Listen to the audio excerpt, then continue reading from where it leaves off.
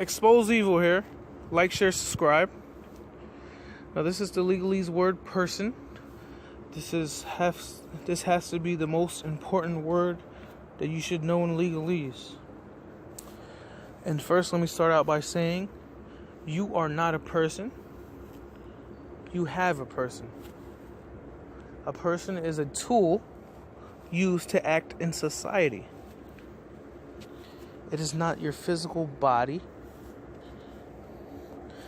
Now, let me start off with this definition from Black's Law, first edition, written by Henry Campbell Black. Person, a man considered according to the rank he holds in society, with all the rights to which the place he holds entitles him to the duties which it imposes. 1 Bouvier, Insta number 137. I don't know what they're citing, but I know for a fact that's Bouvier is referring to John Bouvier. He writes law dictionaries also, so it might be one of his dictionaries.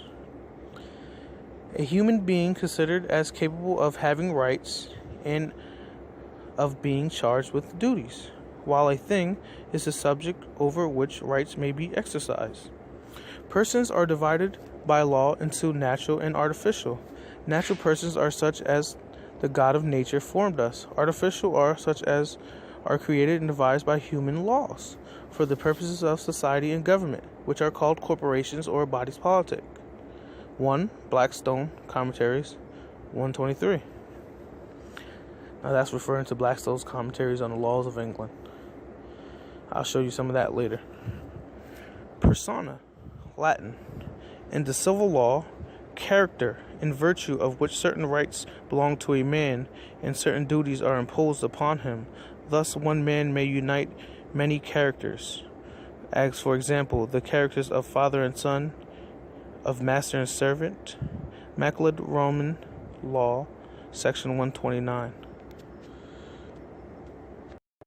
Okay, here's a Wikipedia definition for persona, which is Latin for person. I know Wikipedia is not credible, but this definition is very close to the definition I found in court cases and in law dictionaries. So here it goes. A persona, in the word's everyday usage, is a social role or a character played by an actor. You see, you have to use your person to act in society. The word is derived from Latin, where it originally referred to a theatrical mask. Skip a little bit, and it says its meaning in the latter Roman period changed to indicate a character or a theatrical performance or court of law. And here, personality, back to Black's first edition, and it says, in modern civil law, the incidence of a law statute upon persons, or that quality which makes it a personal law rather than a real law. Statutes. By the personality of laws, foreign jurists generally mean all laws which concern the condition, state, or capacity of persons. And you see, person is a condition, state, or capacity. It is not you. It's something you use to act in society, like I've been saying. Alright, and see the next one. The next definition they give is pretty cool. This is added on to the word person. It says the former. Now let's go to the second paragraph. There is also a classification of rights with respect to the constitution of civil society. Thus, according to Blackstone, the rights of persons considered in their natural capacities are of two sorts: absolute and relative.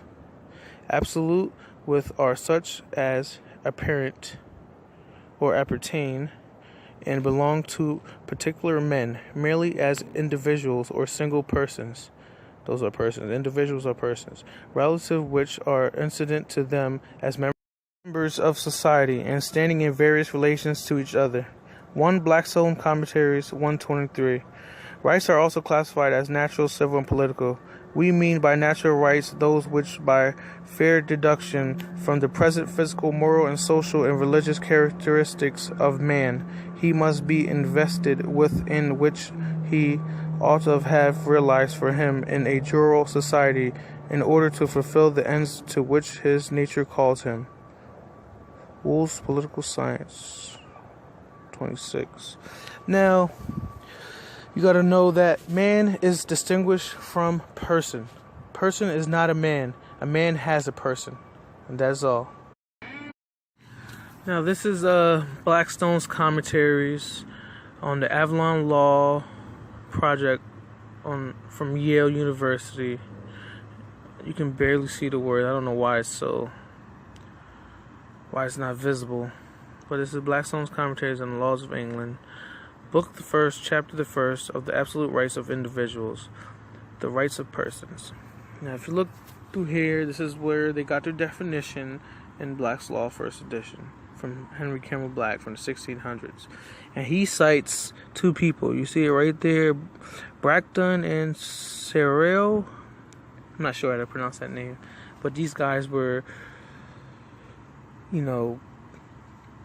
let the cat out the bag before Blackstone. Then Blackstone let the cat out the bag. Okay? They taught about persons. They taught the trickery they have. Now, you need to know that a person is also an individual. A human being is also a person. Those three words, person, human being, and individual, are basically the same thing. They're not a man. So it's the same thing. A man is not an individual. But if he wants to, he can get in his person and become an individual and then act in society. Just like the past definition I was reading said, you can be in character as a father and son, a master and servant. You're acting in your person to do these things. So yeah, this is the rights of persons. Continue to read Blackstone's. He has 4-book commentaries. It takes about a year to read. Every lawyer reads this. This is where they get their knowledge of the common law. Yes, this is all about common law versus statute law or canon law or Roman law or Babylonian law, whatever you want to call it. It's all the same thing. We're supposed to live by God's law, which is the common law, which is the Bible. That's my common law, at least. It's what's common to me. It's actually what the Constitution is about. The Constitution comes from the Bible. There's actually a book on Avalon Project on the Yale website. I think it's called History of Biblical Law. Like how it's tied in with the laws we have now. Uniform Commercial Code and all that. I don't know, I ran out of stuff to talk about the subject. I don't want to go off and talk about other stuff and confuse people, so I'm just going to keep it at that. Go to this website. You can read Blackstone's commentaries. You can find most of the stuff online. Most of the cases online are going to be altered. Sentences taken out, words added, words changed. Your best bet is to get to a law library. They have these law computers that they don't go on the internet, they only go on the law.